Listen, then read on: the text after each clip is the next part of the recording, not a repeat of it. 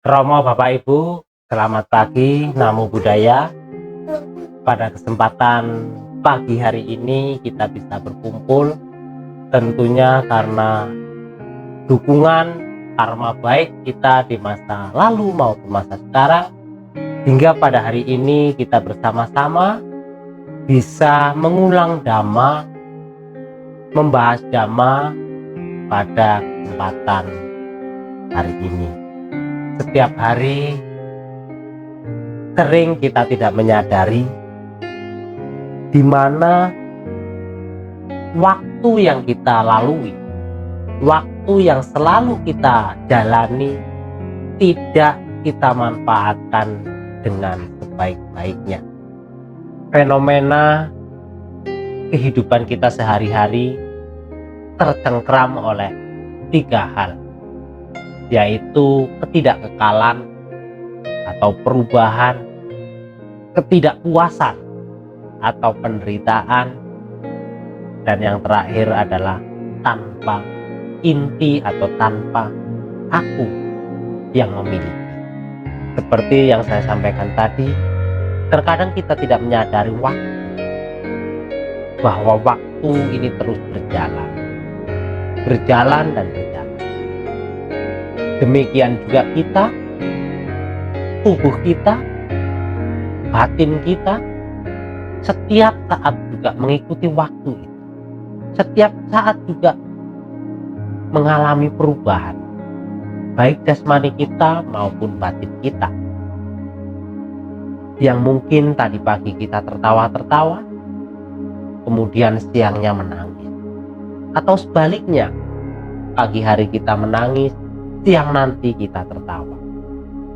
Bahkan tidak hanya pagi atau siang, 1 menit yang lalu kita tertawa, 1 menit kemudian kita menangis. Itulah yang namanya ketidakkekalan. Itulah waktu yang selalu berubah. Itulah kondisi, fenomena yang ada di alam semesta, fenomena yang ada dalam diri kita selalu mengalami perubahan. Demikian juga jasmani kita mengalami pelapukan, mengalami perubahan dari bayi, kemudian remaja, tua, dan akhirnya mati. Perubahan-perubahan ini tidak 1 atau 2 hari kemudian baru berubah. Tanpa kita sadari, sebenarnya detik demi detik jasmani kita selalu berubah. Rambut kita yang tadinya hitam kemudian memutih, itu prosesnya tidak 1 atau 2 hari. Itu juga detik demi detik selalu mengalami perubahan, hingga pada akhirnya kita menyadari ternyata rambut kita berubah menjadi putih. Namun proses itu dilalui dari detik demi detik.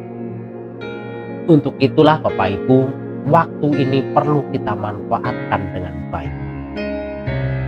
Setelah kita menyadari bahwa waktu ini sangat bermanfaat, waktu ini jangan kita sia-siakan, kita bisa menjalani kehidupan ini dengan baik.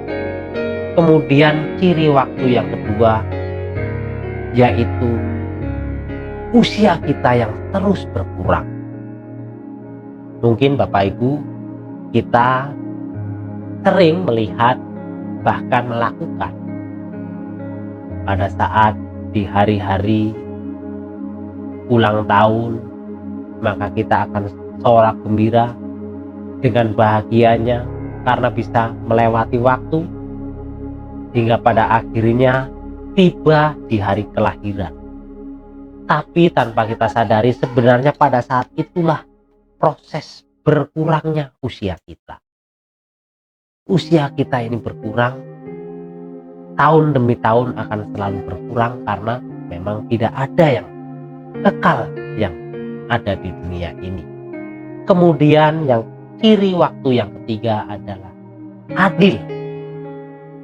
Siapapun orangnya, apapun makhluknya, baik tua, baik muda, baik kaya, baik miskin, siapapun agamanya, apapun agamanya, apapun rasnya, dimanapun mereka berada, akan kasih waktu yang sama. Dalam satu hari satu malam kita dikasih waktu 24 jam. Sama, setiap orang akan merasakan hal yang sama.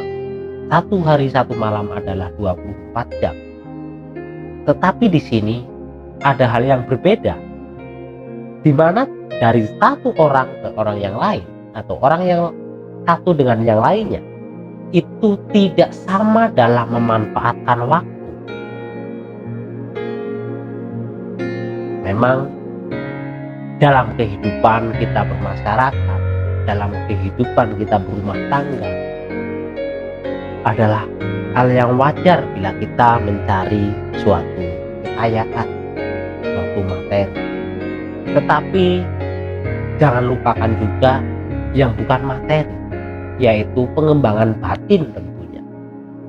Karena pembersihan batin, pengembangan batin adalah timbunan, tabungan kita untuk bekal di kehidupan selanjutnya. Yang seperti saya sampaikan tadi, yang namanya materi, harta, ketika kita meninggal dunia tidak akan pernah kita bawa, tidak akan pernah kita nikmati lagi di kehidupan selanjutnya. Tetapi ada hal yang lebih penting, di mana batin kita yang bersih, pengembangan batin kita yang baik, itulah yang akan kita bawa, itulah bekal kita di kehidupan selanjutnya. Ketika batin kita buruk, tentunya adalah bekal kita untuk terlahir di alam yang buruk. Demikian juga ketika kita menyimpan bekal yang baik pada batin kita, tentunya akan membawa kita ke alam-alam yang baik, alam-alam yang bahagia. Jadi Bapak Ibu, dari apa yang saya sampaikan, ciri-ciri waktu, di mana waktu itu adalah selalu berjalan apa adanya,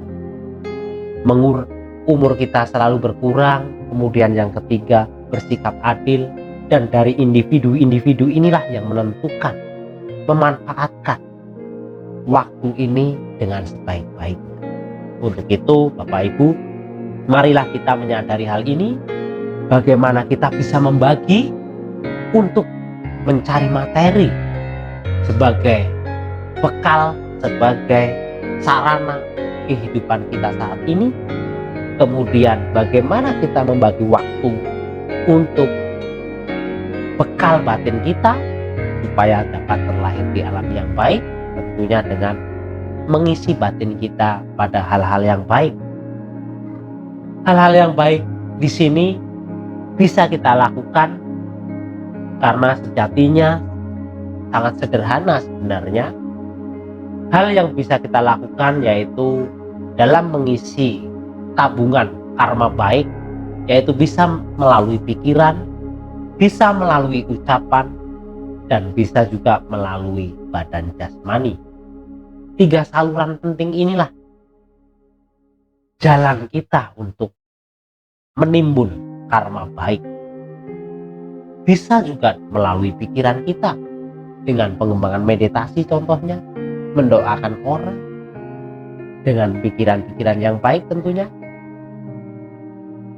atau juga dengan perkataan.